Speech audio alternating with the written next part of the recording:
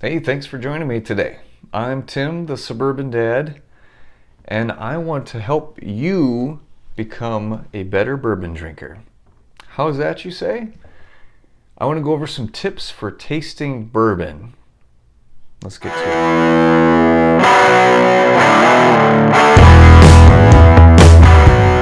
So, I oftentimes have people ask, how do you get that flavor out of tasting a bourbon? And it's been a process. My taste buds have evolved quite a bit from when I first started drinking bourbon. And it's been a self-taught thing. I've just kind of learned as I went along. I've picked up tips along the way by watching master distillers or professional whiskey experts evaluate bourbons. So, as I reflected on it a little bit, I came up with some tips to help you start to be able to tease out some of these flavors other than just the ethanol burn. Okay?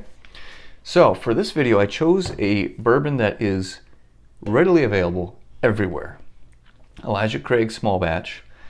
This bottle is available just about every grocery store, liquor store, you name it. It's all over the place. It's affordable. It's around 30 bucks, give or take a couple bucks. One of the keys for appreciating the taste of bourbon, first you want to start with something that's a little on the lower end, lower proof. This is 94 proof, which is not super low, but it's not a bad place to start. If you find that that is even too much for you, go even lower. Find a proof that you can handle easily, because you need to be able to keep a mouthful of bourbon on your tongue for a minute to kind of let the flavors cover your taste buds. So let's have a pour and I'll walk you through what I do when I'm tasting bourbon. So the best place to start is to smell it, and the fancy people call it nosing a bourbon, because the nose, the olfactory sense, is neurologically connected to the taste buds. So those two pair very well. So if you're smelling something, you're able to taste it better, vice versa. So on this one, I'm getting some ethanol burn. In other words, the alcohol smell. A little bit of fruit. Okay, so even if you just smell it and you're like, okay, it smells like whiskey, bourbon, that's fine.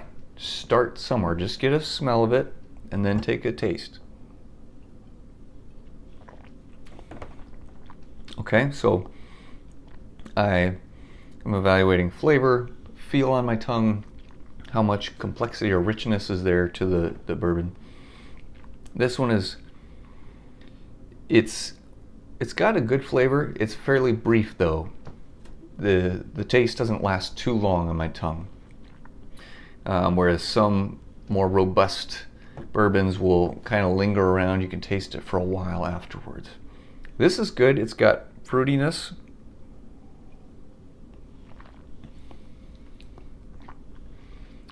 A little bit of fruit, strawberry, cherry maybe, but definitely sweetness. So in my mind, there's a difference between fruit and sweet. Oftentimes if you have fruitiness, it's going to have a sweeter tone to it. But you can have sweetness without fruit so much. This one has a little bit of both. Just a little bit of spice in there to keep it interesting. So it's a fairly balanced pour, but again, the flavor just doesn't last long. It's kind of like, oh, there's the flavor, and then it's gone. Instead of, oh, here's this part of the flavor, and then it goes to this. Oh, now, and then it tapers off. So it's a pretty quick journey with the taste profile. So, those are some of the things I look for. There's any fruit, food. I've even heard bourbons or whiskeys described with words like furniture polish,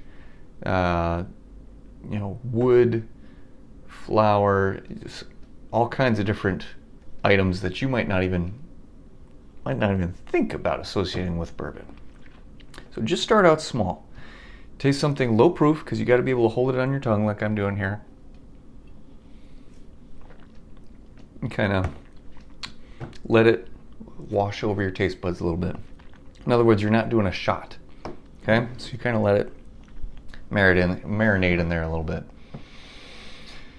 You want to start lower proof so you can do that, and also it's not as overbearing to your nerves when you drink a lower proof. It's great to try different whiskeys with different mash bills, different brands, different types, because then you're exposed to different flavors, and then you can start realizing, okay, well, this one is different from this one. I'm still not sure why or what tastes different, but I just can tell it's different. That's a great place to start. That's how you start. You don't go from, oh, this tastes like bourbon, to, oh yes, I get rose petals and butterscotch as it slowly fades into apricot jam. No. Don't worry about that crap. Start out nice and easy. Oh, okay, this one tastes sweet. Oh, okay, this one's a little spicy. If you can do that much, great. Your taste buds will evolve over time.